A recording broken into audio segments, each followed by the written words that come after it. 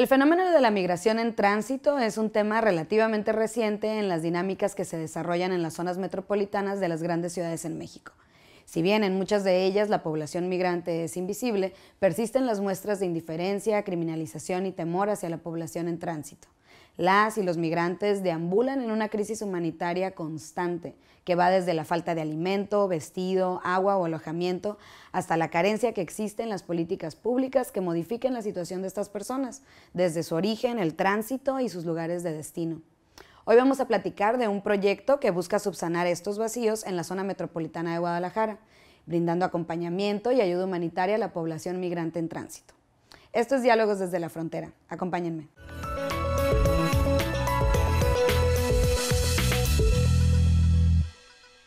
Bienvenidos a Diálogos desde la Frontera. En el programa de hoy vamos a platicar sobre FM4 Paso Libre, un proyecto de acompañamiento integral para los migrantes en tránsito en su paso por la zona metropolitana de Guadalajara, el cual les brinda ayuda humanitaria. Y para ello nos complace tener en el estudio al doctor Rafael Alonso Hernández López. Él es presidente del Consejo Ciudadano del Instituto Nacional de Migración. Es doctor en Ciencias Sociales por el Centro de Investigación y Estudios Superiores en Antropología Social, el CIESAS, y es coordinador general de este proyecto FM4. Bienvenido, Rafael, gracias por estar aquí con nosotros. Muchas gracias por la invitación, verdaderamente encantado de estar aquí. Pues más que nada queremos hablar de FM4, es una iniciativa, un proyecto, una experiencia, lo definen también de esa manera. ¿De dónde surge, qué es y cómo lo podemos entender? Híjole, yo creo que FM4 es justamente todo lo que dijiste. Es una experiencia, un proyecto, es un espacio de trabajo, un espacio de vida, de compartir.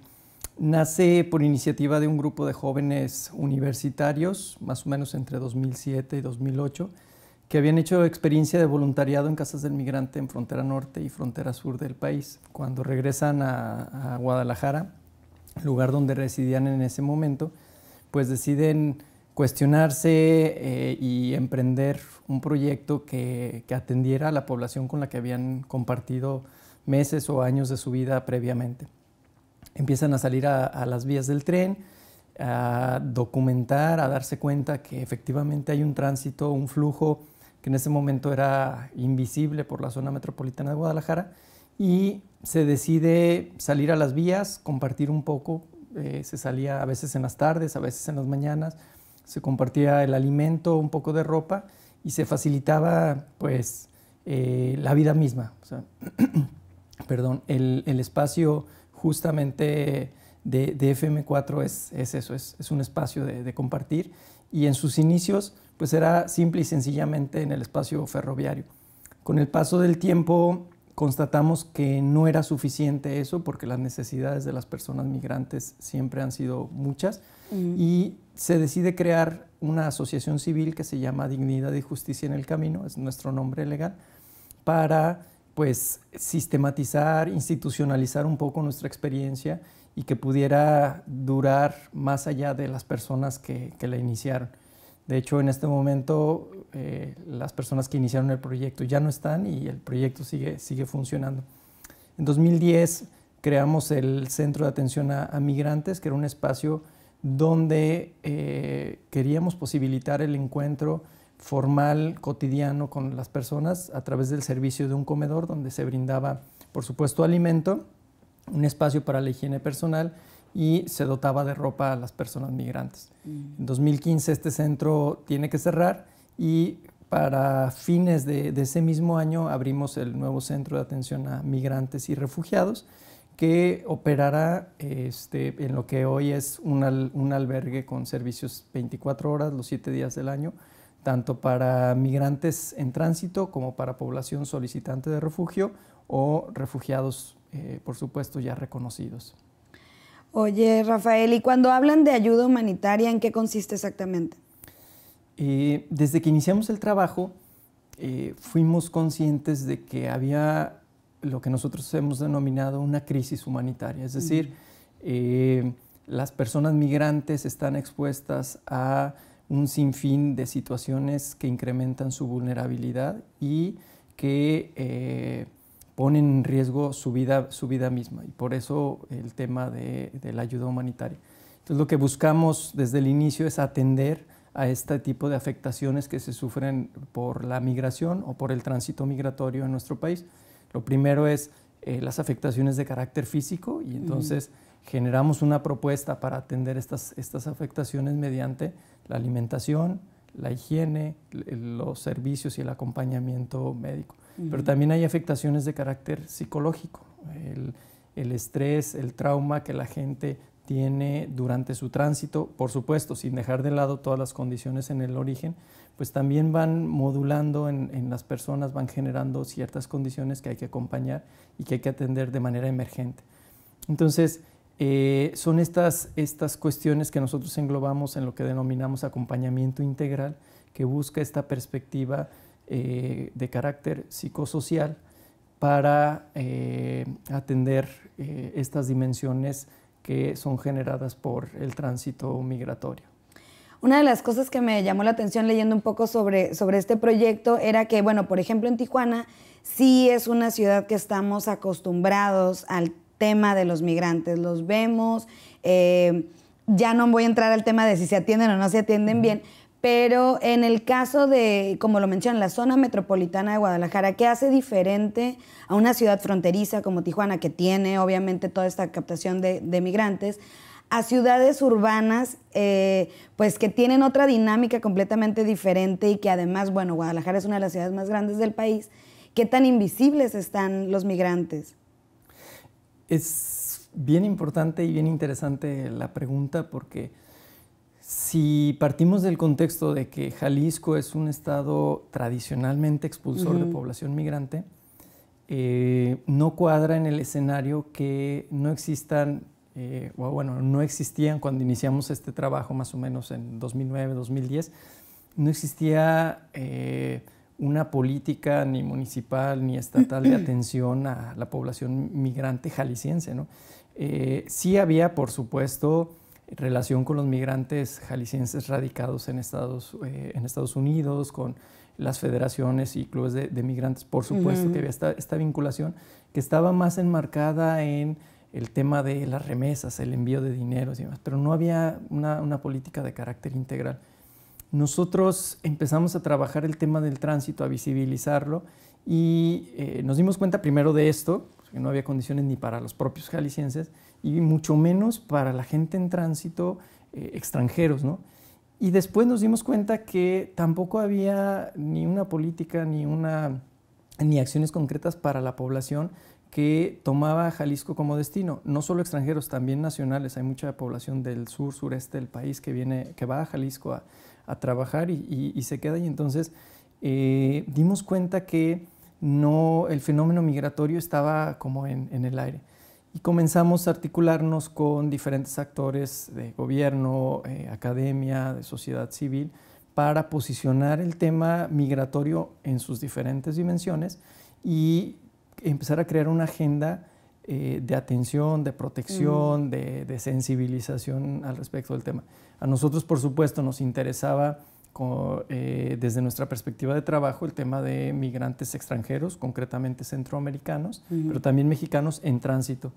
Pero no podíamos dejar de lado a estas otras dinámicas y modalidades de migración, y eso ayudó mucho a crear un escenario más propicio para que el tema estuviera en la agenda.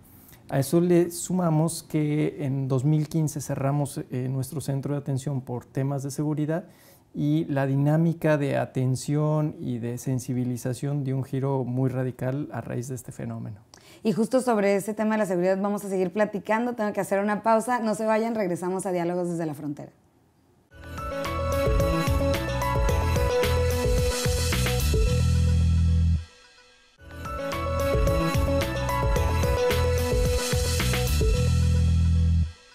Bienvenidos de regreso a Diálogos desde la Frontera. Seguimos platicando con el doctor Rafael Hernández del proyecto FM4 y bueno, de la Asociación Dignidad y Justicia en el Camino. Ustedes hicieron un informe que se llama Sin lugar en el mundo, desplazamiento forzado de mujeres por Guadalajara. Y hay una cita que retomamos aquí precisamente pues porque nos llama la atención la crudeza de lo que habla. Y dice, Médicos Sin Fronteras señala que ha documentado un patrón de desplazamiento violento, persecución, violencia sexual y repatriación forzada muy similar al que se puede encontrar en los conflictos armados más agudos del mundo. Definiendo esto, pues hablando de la migración en tránsito. ¿Estamos hablando de esta situación? ¿Es un estado de guerra contra los migrantes? Verdaderamente estamos, como lo decía en el anterior bloque, en un contexto de crisis humanitaria y de acuerdo a la información recabada por Médicos Sin Fronteras, pues es equiparable a lo que se vive en un contexto donde hay guerra declarada, ¿no? No podemos obviar el alto grado de violencia que padecen día a día las personas migrantes y para muestra ciertos acontecimientos, ¿no? Las 72 víctimas de la masacre de San Fernando, Tamaulipas en 2010, los 49 torsos de personas migrantes en Cadereyta, después la treintena o cuarentena de personas también acribilladas de nueva cuenta en San Fernando. Y a eso le podemos sumar un montón de historias en el día a día, ¿no? Personas que acompañamos en estos centros a lo largo y ancho del país donde documentamos la trágica situación. Secuestros, muertes, extorsiones, abusos sexuales, tanto a mujeres como a hombres, ¿no? Entonces, sí hay un contexto de alta peligrosidad para las personas migrantes que se desplazan por nuestro país y justo las organizaciones lo que hacemos es generar espacios que garanticen primero seguridad a las personas migrantes, pero que también recobren, alienten a las personas en materia de dignidad. Nos interesa mucho esa parte porque es un tema de vital importancia y esa es nuestra lógica de trabajo. Entonces, en resumen, sí estamos en un contexto verdaderamente brutal donde lastimosamente la migración en tránsito por México sigue siendo un tema de alto riesgo. Una vez más me llama la atención que, y bueno, las comparaciones son chocantes, pero digamos que en el tema de la migración lo que hemos visto también y sobre todo en estados de emergencia ante grandes volúmenes de migrantes, que las organizaciones de la sociedad civil, inclusive los mismos ciudadanos, la ciudadanía, responde a la atención humanitaria, a la emergencia inmediata y sigue habiendo un vacío en el papel de las instituciones y de las autoridades y entonces interviene la ciudadanía. Esto es visible también, digo, a través de la organización que tú lideras, pero la sociedad civil, ¿cómo se ha involucrado también en este tema de la atención? Es que justamente como sociedad civil pues nos toca estar al frente, nos toca acompañar a las personas, a las víctimas, a estos sujetos en movilidad o en desplazamiento y entonces eso nos permite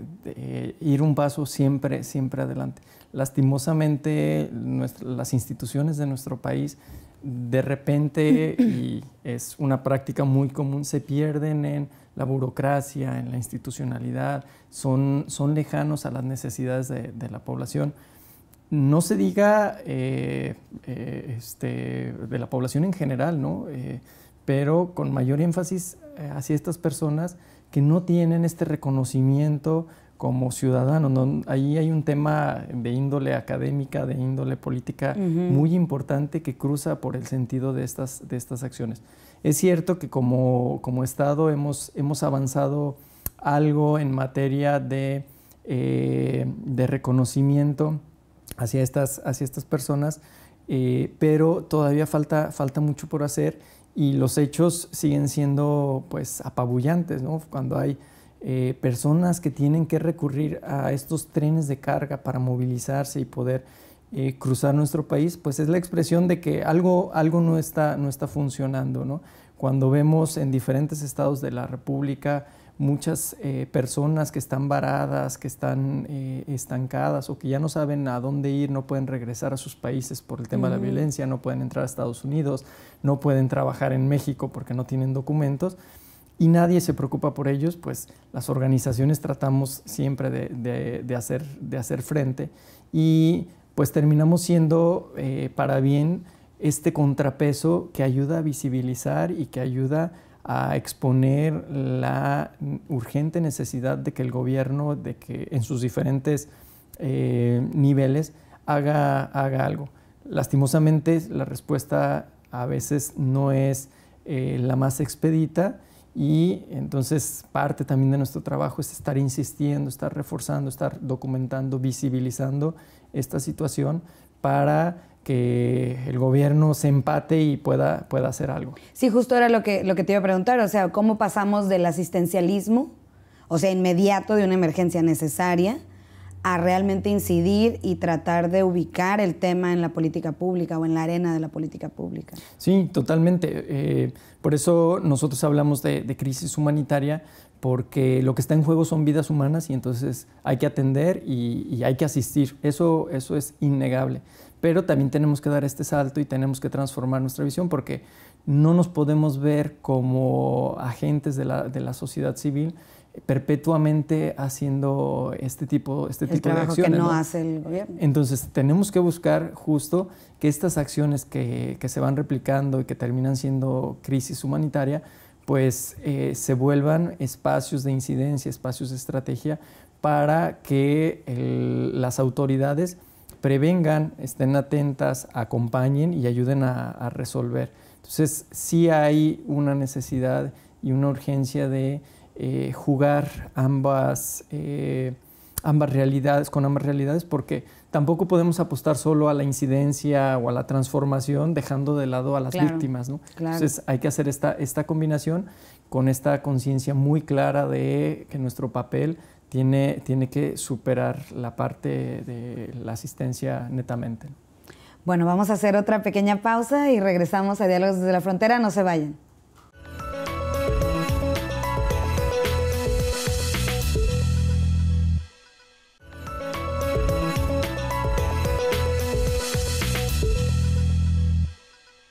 Bienvenidos de regreso. Rafael, estábamos hablando precisamente de bueno, que sí la sociedad civil tiene pues mucho que hacer todavía y están actuando, y creo que la respuesta ha sido, y lo podemos ver pues en este proyecto que nos mencionas, pero también hablamos de los huecos que el Estado todavía no ha logrado subsanar para tratar el tema, sobre todo en términos de lo que planteas como una crisis humanitaria, ¿no? Que no es solo en el área de Jalisco, pero en muchas partes del país que siguen habiendo esos huecos.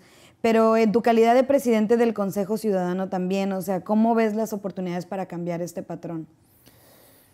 Aquí algo que es de fundamental importancia es reconocer que muchas de las acciones en materia migratoria, sobre todo a nivel federal, están regidas con una lógica que tiene que ver con el vínculo migración-seguridad, o en su defecto, o concretamente inseguridad, ¿no?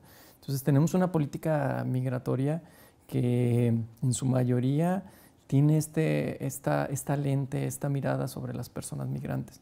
Y ahí es cuando chocan estas dos visiones, la de las organizaciones que hablamos de crisis humanitaria, porque lo que está en juego, está en riesgo, es la vida misma de las personas, y la de las instituciones que ven temas que tienen que ver con cuestiones como la soberanía nacional, la seguridad, la vecindad con Estados Unidos y sus políticas, ¿no? Y entonces hay un reto muy importante por generar acciones que tengan una lógica y una perspectiva de derechos humanos. Y cuando hablamos desde esta lógica de derechos humanos, la persona se vuelve el centro de la atención, del acompañamiento, de la política.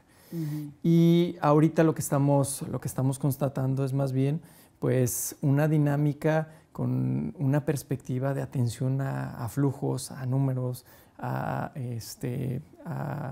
indocumentados, ¿no? Y eso es muy preocupante, porque la maquinaria institucional parece entonces que está armada para funcionar en base a la deportación. Y toda la gente, tanto en Estados Unidos como en México, y entonces la lógica es: entras sin documentos, te detengo, te deporto.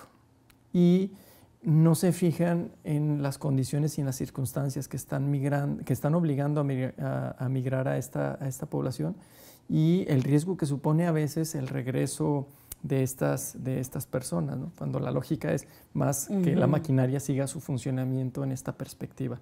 Si cambiamos el viraje y tratamos de entender las circunstancias, la política migratoria tendría que ir en otra línea más de acompañar, atender, entender y creo que ese sería un papel verdaderamente protagónico de nuestro país en materia de defensa y de acompañamiento a personas migrantes.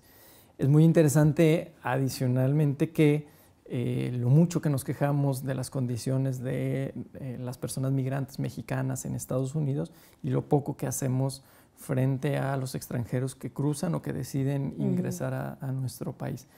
Entonces, espacios como el Consejo Ciudadano del Instituto Nacional de Migración, pues lo que buscan precisamente es estar monitoreando, estar sugiriendo, estar impulsando cambios en la forma y en el fondo con el que se establecen estas políticas y estas acciones de gobierno en torno a la migración. ¿Y hacia dónde van? ¿Cuáles son los planes a futuro de esta organización? Mira, como FM4 Paso Libre buscamos generar un modelo de atención integral, estamos trabajando en la consolidación del mismo y actualmente nuestro énfasis está puesto en generar condiciones para que las personas migrantes y solicitantes de refugio o refugiadas que decidan quedarse en nuestro país reciban un trato digno, un trato cordial, encuentren condiciones como cualquier ser humano en nuestro país. Entonces, eso incluye procesos de regularización migratoria, solicitudes ante diferentes instancias del Estado mexicano y procesos socioculturales de inserción. Eso sin dejar de lado lo que ya veníamos haciendo en torno al acompañamiento para que el tránsito de centroamericanos y mexicanos que vienen hacia los Estados Unidos pues sea lo más digno, sea sin criminalización, sea sin discriminación. Y para eso estamos sumando a muchos actores del sector público, del sector privado, de la academia, a fin de que existan verdaderamente condiciones diferentes y la migración sea abordada, reconocida, atendida con una lógica de derechos humanos. ¿Esto es también una visión como de hacer un modelo replicable? Por supuesto, no es el fin, pero sí puede servir y es de utilidad para otras organizaciones, para otros espacios. Con todo gusto podemos compartir la experiencia. Así como nosotros nos hemos enriquecido de la experiencia de otras organizaciones, de otros albergues, de personas de la academia, nosotros no podríamos explicar o hablar de FM4 sin la colaboración, sin la enseñanza, el aprendizaje y la voluntad de cientos y cientos de personas y organizaciones.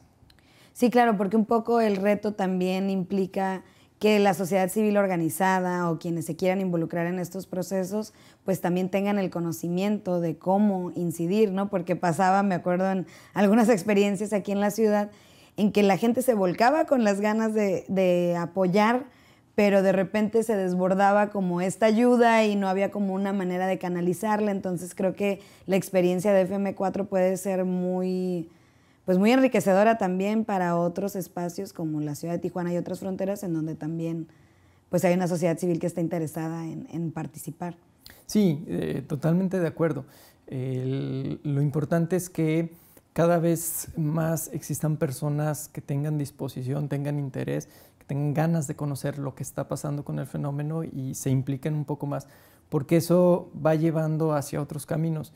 El primero, y que es, yo diría, de igual importancia que los otros que voy a mencionar, pues es justo el de la asistencia, el de la atención, porque hay situaciones que nos rebasan. Y es urgente. Y es urgente.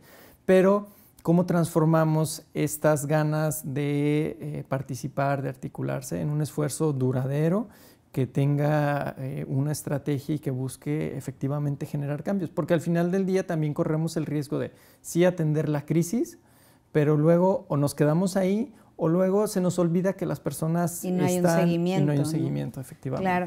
Oye, pues muchísimas gracias por la entrevista, gracias por haber estado aquí con nosotros, es muy interesante y pues también muchas gracias por el trabajo que realizan. ¿Y dónde podemos conocer más de FM4 y de la organización? Claro que sí. Un medio de vital importancia para nosotros son las redes sociales. Entonces, en Facebook estamos como FM4 Paso Libre. El 4 siempre es con número.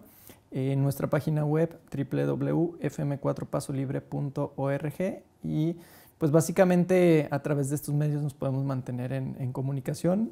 Si alguien de repente está de pasada en Guadalajara, con todo gusto nos puede ir a visitar, estamos a la orden. Muchísimas gracias, Rafael. Gracias a ustedes. Y bueno, pues ahí lo tienen. Muchas gracias también a ustedes por habernos acompañado el día de hoy. Les recuerdo que en nuestro canal de YouTube del COLEF pueden encontrar el video completo del seminario Migración en Tránsito por México, la experiencia de investigación acción desde FM4 Paso Libre, que se presentó recientemente en el COLEF Tijuana. Y ahí también pueden ver este y otros programas de Diálogos desde la Frontera. No se olviden también visitarnos en el sitio web del COLEF, www.colef.mx, y seguirnos en redes sociales. Nos vemos en la próxima edición de Diálogos desde la Frontera. Hasta pronto.